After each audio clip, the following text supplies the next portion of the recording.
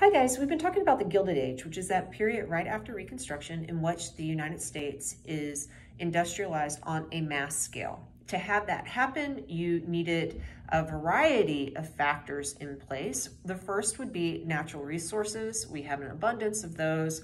A second would be you need lots of labor. We had an abundance of those. Immigrants were pouring into the country in the late 1800s for a variety of reasons. You had to have new technology, and we had a lot of innovators in the United States, Americans who did incredible magic, like making lights that turned on at night after the sun had gone down. And they were wizards, like, you know, the Wizard of Menlo Park, who is Thomas Edison, right? You guys know that. That's a household name. If, by the way, you are Nikola Tesla fans instead of Edison fans, he also bears or is worth a mention. Another innovator working in this time period, Edison and Tesla are both engaged in something called the current war, which is really a contest between AC, DC, and yeah, it's really super fascinating. Edison even sets up this thing in which he gets the electric chair that kills criminals to use AC current because he liked DC and he wanted the American people to think about AC as dangerous. Edison was pretty cutthroat as far as being a businessman is concerned. So there are some things that you can take away from that.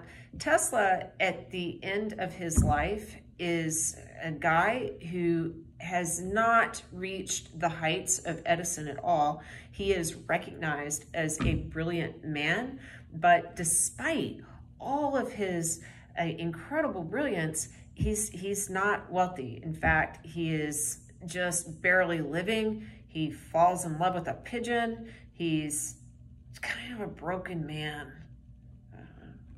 Actually, that pigeon thing's a little exaggerated, but there is a pigeon.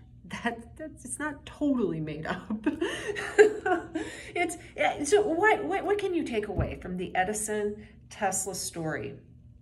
Well, number one, Tesla, the car named by Elon Musk, is named after a person. It is in honor of an innovator from the past. So Elon Musk didn't just pull that out of his backside like he seems to have pulled out one of his children's names. He's got some kid named some weird thing, which is, I don't get it. Don't name your kid weird things. It just makes kindergarten hard. Or it makes it really hard when someone has to call the roll. Elon, he's a brilliant guy, but look up the name if you don't know what I'm talking about. So, you know, people remember innovators, but even if you are brilliant in this system that we have in the United States, you are not guaranteed success.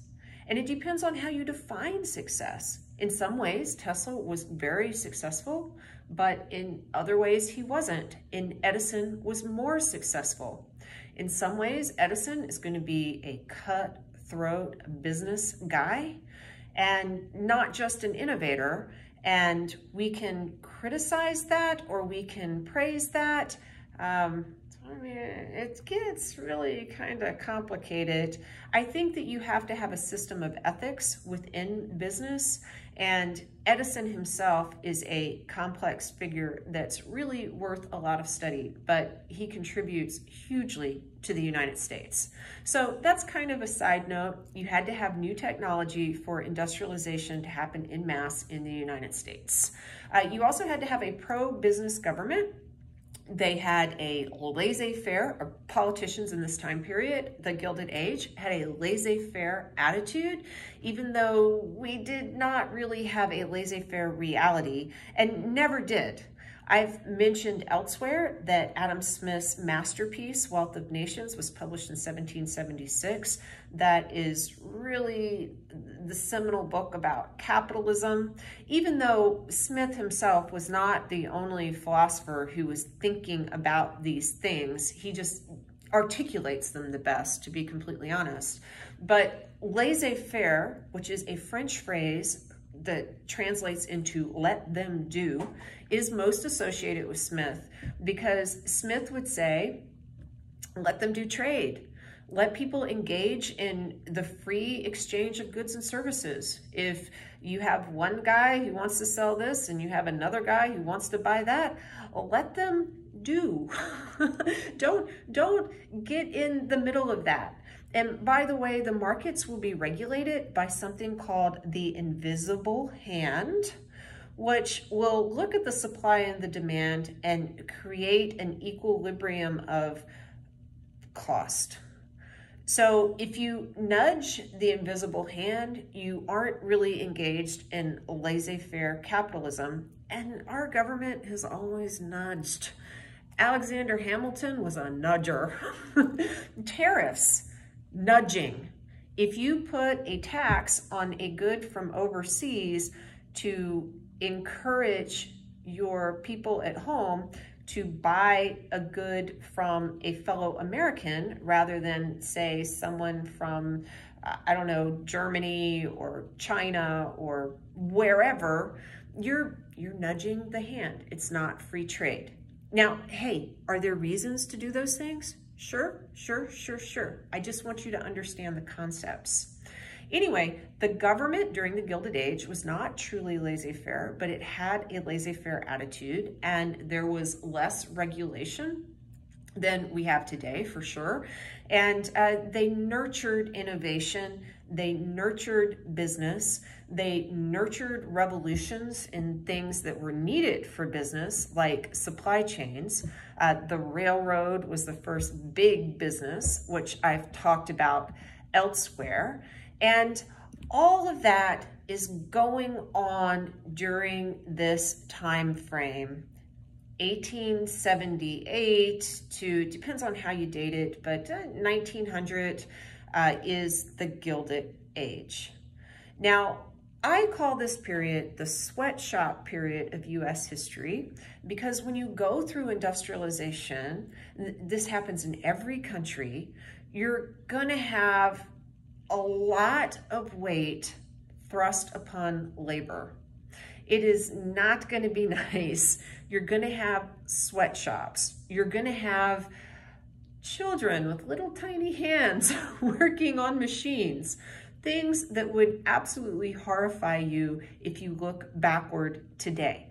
And even though I would tell you industrialization in the long run is good for the people as a whole, just like creative destruction can be good for the people as a whole, because it grows the economic pie for the country.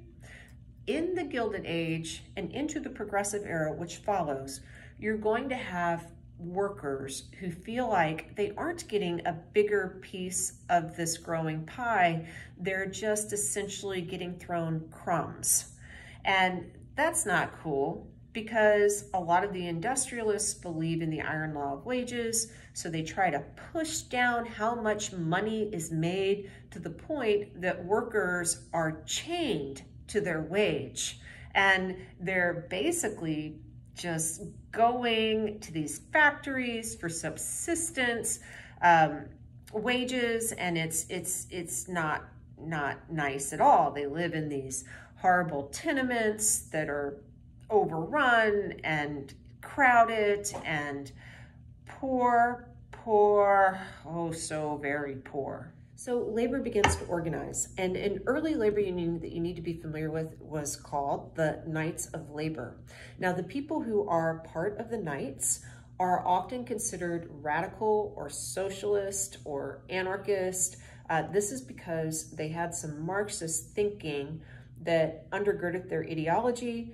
They felt that the worker should get all the fruits of his or her labor, and this was tied to Marx's wage theory of labor, but it made it difficult to negotiate with them.